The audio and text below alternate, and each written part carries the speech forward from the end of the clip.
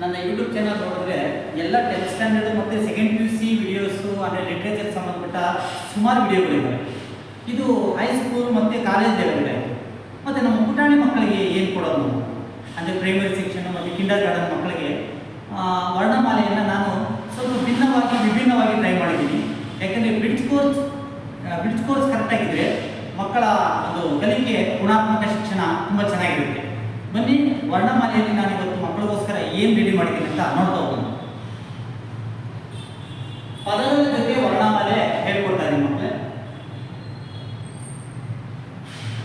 ಇದನ್ನ ಭಾಗ 1 ಅಂತ ಕರಿತೀನಿ ನಾನು. ಯಾಕಂದರೆ ಒಂದೇ ಸರಿ ವರ್ಣಮಾಲೆ 49 ಅಕ್ಷರ ಹೇಳ್ಕೊಟ್ರೆ ಅದು ದೊಡ್ಡ ಸೆಷನ್ ಆಗುತ್ತೆ. ಚಿಕ್ಕ ಸೆಷನನ್ನು ನಾನು 3-4 ಮಾಡ್ತೀನಿ. ನೋಡಿ, ಸ್ವರಗಳು ಮತ್ತು ಯೋಗವಾಕ್ಯಗಳನ್ನು ಮಾತ್ರ ನಿಮಗೆ ತಂದಿದ್ದೀನಿ. ಎಷ್ಟಿದೆ? 15 ಪದ ಅಕ್ಷರಗಳು. ನೋಡ್ತಾ ಹೋಗೋಣ. ನೋಡಿ, ಅ ಆ ಈ ಕನ್ನಡದ ಅಕ್ಷರಮಾಲೆ ಅಂತ ಏನು ನಾವು ಹಾಡನ್ನು ಕಲಿತೀವಿ. ನೋಡಿ, ಈಗ 4 ಹ್ರಸ್ವ ಸ್ವರ ಮತ್ತು ದೀರ್ಘ ಸ್ವರ ಇದೆ. ಅ ಆ ಇ ಈ. ಅದಕ್ಕೆ ಸ್ವಲ್ಪ ಬೇರೆ ಥರ ನಾನು ನಿಮಗೆ ತೋರಿಸಿದ್ರೆ ಯಾವ ರೀತಿ ಇರುತ್ತೆ ನೋಡಿ. ನೋಡಿ, ಆ ಒಂದು ಸೇರ್ಕೊಂಡು ಅರಸ, ರಾಜ ನಗ್ತಾ ಇದ್ದಾರೆ ನೋಡಿ. ಅರಸ 1ನೇ ಕ್ಲಾಸು 2ನೇ ಕ್ಲಾಸು ಅಥವಾ ಈ ನರ್ಸರಿ ಮಕ್ಕಳಿಗೋಸ್ಕರ.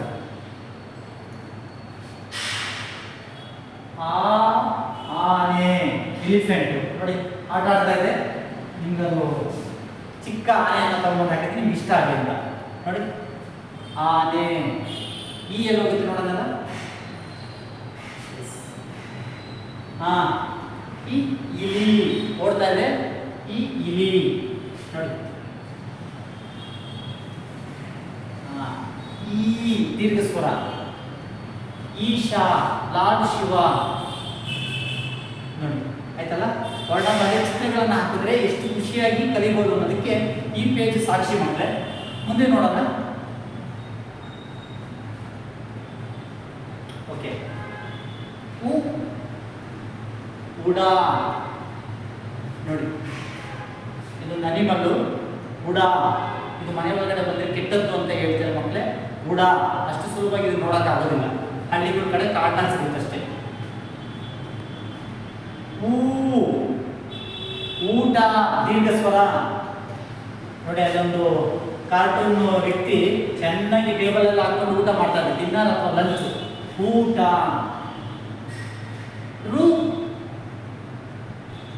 ಋಷಿ. ನೋಡಿ, ಸಾಧು, ಸನ್ಯಾಸಿ, ಮುನಿ, ಋಷಿ ಅಂತಾರೆ. ಋಷಿ ಆ ವೇಷಭೂಷಣ ನೋಡಿದ್ರೆ ನಮ್ಗೆ ಗೊತ್ತಾಗುತ್ತೆ ಮಕ್ಕಳು. ಎಲೆ, ಲೀಫ್. ನೋಡಿ, ಎಲೆ. ನೆಕ್ಸ್ಟ್ ನೋಡೋಣ. ನೋಡಿ, ನಿಮ್ಮ ಮನಸ್ಸು ಕೂಡ ಹಕ್ಕಿ ಥರ ಹಾರಬೇಕು ಅಂತ ಆ ಸಿಂಬಲ್ ಅಷ್ಟೇ. ಅಲ್ಲಿ ಆಯ್ತಲ್ಲ, ಇಲ್ಲಿ ದೀರ್ಘ ಸ್ವರ. ನೋಡಿ, ಏತ.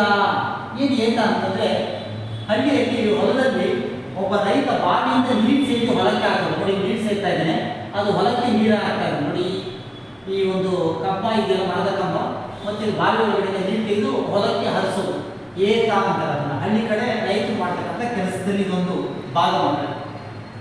ಐ, ಬೇಸಿಗೆ ಅಲ್ವಾ. ಎಷ್ಟು ಬೇಕಾದ್ರೂ ತಗೊಬೋದು. ಏನು? Ice cream. Ice cream. ಒಲೆ. ಗ್ಯಾಸ್ ಸಿಕ್ಕಿಲ್ಲ ಅಂತಂದರೆ ಹಳ್ಳಿ ಕಡೆ ಸೌದೆ, ಉಡ್ಡು, ಮರದಿಂದ ಸೌದೆಯಿಂದ ಅಡುಗೆಯನ್ನು ಮಾಡ್ತಾರೆ. ಅದನ್ನು ಒಲೆಯಲ್ಲಿಟ್ಟು ಅಡುಗೆ ಮಾಡ್ತಾರೆ. ಒಲೆ.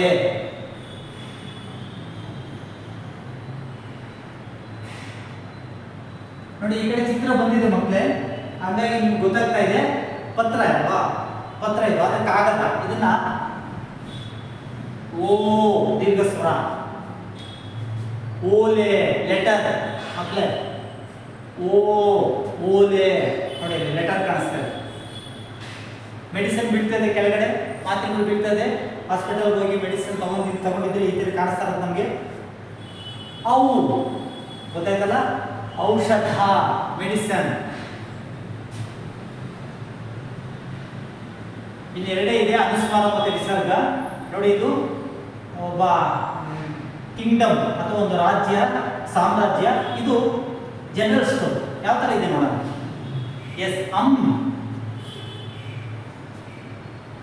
ಅಂಗಡಿ, ಸ್ಟೋರ್. ನೀವು ಹೋಗಿರ್ತೀರಾ, ಏನಾದ್ರು ಪರ್ಚೇಸ್ ಮಾಡಿರ್ತಾರಲ್ಲ, ಅದನ್ನ ಅನುಸ್ವಾರ ಅಂಗಡಿ. ಆಹಾ, ಅಂತಃಪುರ, ಮಹಾರಾಣಿ ಇರ್ತಕ್ಕಂತಹ, ಸಾಮ್ರಾಜ್ಞಿ ಇರ್ತಕ್ಕಂಥ ಜಾಗ, ಮಹಾರಾಣಿ ಇರ್ತಕ್ಕಂಥ ಜಾಗ.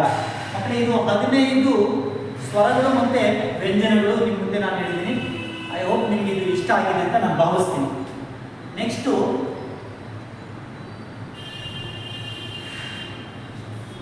ಭಾಗ 2.